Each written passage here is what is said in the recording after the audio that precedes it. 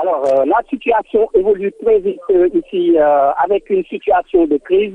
L'équipe nationale du Sénégal, les joueurs ont refusé de s'entraîner cet après-midi quand ils ont appris que le match du Sénégal contre le Libéria est décalé par la FIFA au dimanche. Alors, le match était initialement prévu pour le samedi. Alors, d'après également le responsable fédéral qui conduit la délégation, Youssouf Kamara, c'est sur la de la FIFA qui s'était trompé en programmant le match qui doit accepter. Alors, cela a provoqué la colère des joueurs parce que les fédéraux ont informé Alain Giresse qui, à son tour, a informé ces joueurs qui ont pris leur clic, leur claque, ont quitté le terrain avant le début de l'entraînement pour rejoindre leur chambre. Et en ce moment, donc, c'est une situation un peu délétère qui prévaut dans la tanière et, comme je vous disais, qui évolue de minute en minute. Quelques jours que nous avons interrogés refusent de se rendre sur le débat. L'un d'eux a dit que les fédéraux qui sont là ne disent pas le nœud du problème et qu'ils sont prêts à s'expliquer s'il le faut, mais pour l'instant, il préfère garder le mutisme sur ce qui a provoqué véritablement ce charivari, je dirais, dans la tanière. Alors, le délégué fédéral a bien souligné que ce n'est pas aux eux de choisir la date de la rencontre.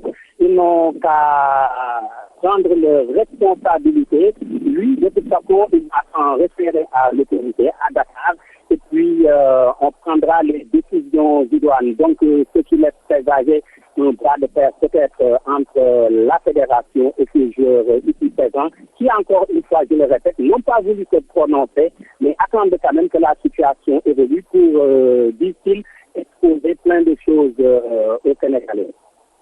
En fait, c'est le centre San Siro complexe appartenant à Marcel Desailly. C'est un complexe sportif. Comme nous ne vivons pas à l'intérieur, peut-être qu'on ne peut pas trop s'étendre sur les conditions, sur les détails. Et justement, s'ils acceptent de parler suite à ce clash qui vient de se passer, eh bien, tout cela sera mis sur la table et puis on verra bien si cela fait partie du problème. Mais pour l'instant, du côté de la fédération, ce qu'on souligne, c'est que c'est la date de la rencontre qui a déclenché tout cela. Eh bien, nous verrons bien, même si aussi en off, un responsable fédéral a indiqué qu'il soupçonne quelques joueurs d'être à l'origine, encore une fois, de tous ces problèmes. Au moment où je vous parle, il y a l'ambassadeur du Sénégal au Ghana qui vient d'arriver, qui discute avec le responsable fédéral. Peut-être que ce problème aussi va être évoqué dans le pays.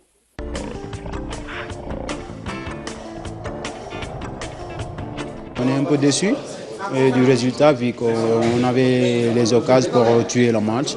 On ne l'a pas fait et on a pris le but en deuxième mi-temps.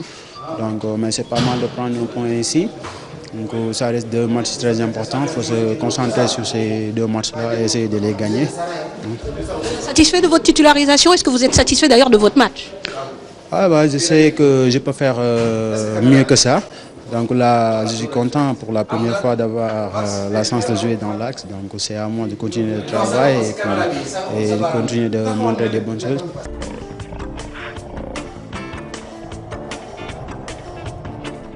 Non, regret mon montagne quoi. Parce que imaginez dominer l'équipe des deuxième mi-temps, on a 4 occasions de goal après on a ben deuxième mi-temps ñu dugal xam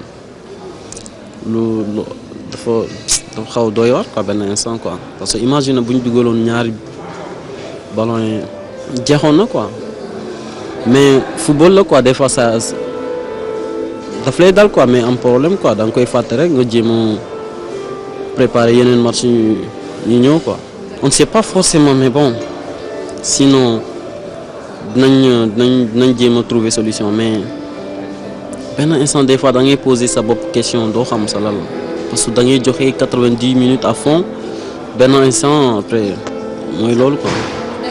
mu des quoi. Personnellement, nan nga gisee ce match? Est-ce que tu es satisfait de sa performance? Parce que chaque fois nit ñi quand même reconnaître nañ que Sadio en équipe nationale il se donne toujours à fond. Léegi yow nag nga jugé sa prestation. Non tey moom doxuma woon noonu quoi comme ni ma ko bëggee woon quoi. Même si je doxee sa équipe bi doxul tout le temps damay am benn regret quoi surtout tey moom.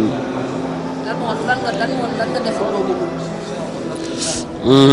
je sais pas mais en tout cas daal boo nekkee ci terrain bi des fois nga xam ne nii nekkoo sax mais da ngay jéem a essayer donner le meilleur de toi-même pour l'équipe voilà quoi. Parce que ñun il faut pas qu'on se contente sur le résultat des autres loolu man sa des fois ba tey xamuma sax ban équipe moo gagné parce que loolu intéressé wu ma quoi ñun bu ñu gagné sax. lii yëpp du am quoi bu ñu gagné rek jeex na quoi parce que 3 points bu ñu ko amoon tey kenn waxatu ko mais match la daan non léegi moom loolu moo ñu des il faut ñu reyante ci terrain bi xam ku nekk def li nga mën xam def li la waral xam jéem a nga bañ a tricher daal xam nga. non ambiance moom loolu am problème que ñëpp a ngi fii kontaan xam ambiance am na grand yi booy yi doo leen xam ne non loolu am na ko am na yàlla def na loolu am na ko te ñoo déggoo te ñuy kafre.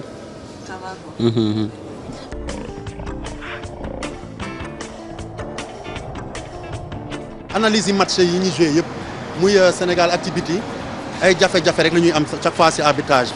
dans l'ensemble boo xoolee match bi boo dindee sax bit boobu ñu bañal bari na ci faute yeeg parce que ay àq match yomb na ci faute yeeg yooyu ci fin de match bi ci moment bi nga xam ne moo gën a metti gis nañu ñu bàyyi fi hors-jeu boo xam ne bu duggoon ñu ñàkk match bi def naa loolu dafa jot nag ñu posé ko nit yëpp ñu ngi ciy teg seen bët jot nañu yëngatu wax li nga xam ne moo doxul ci maanaam ci arbitrage bi nga xam ne football sénégalais mu ngi koy subir parce que sinon duñ ci génn parce que defe naa poule bi suñu xoolee erreur yi am yëpp day weng toujours ci côté suñu adversaire lu tax loolu. président loolu lan ngeen ci mën est-ce que du yéen a ko war a wax tamit parce que. ci la ñu dëkk di wax Mame Fatou je pense que wax nañ ko waxaat ko ni ma doon wax sànq quand même suñu kilifa gi muy représentant ministre dama ko ne nag jot na état Sénégal tam yëngatu parce que ñu ngi investir xaalis ñu ngi def lu nekk pour gagner mais gis nañu chaque fois li ñuy gis dalul xel.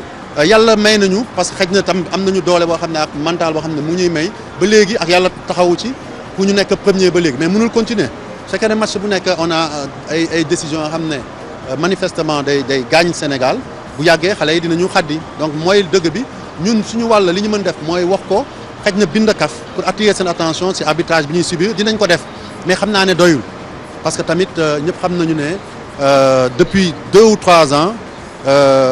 bu demee ba mu toll foo xam ne li tubaab di wax coupe bi fees na maanaam pot bi fees na war na jot ñu poser problème bi ñu xam lu tax Sénégal di subir lii saa yu nekk parce que match bi waruñu mën rëcc amaana am nañu ay bal yoo xam ne bu ñu ko dugalee match bi sotti mais loolu mënul yem ci loolu rek bu ñu amee ay occasion wala bu ñu amee ay fautes yoo xam ne dañu ko war a tirer bu ñu amee ay hors-jeu nañ ñu ko tiireel comme ni ñu koy defalee ñeneen ñi parce que loolu mooy li gën a jaadu.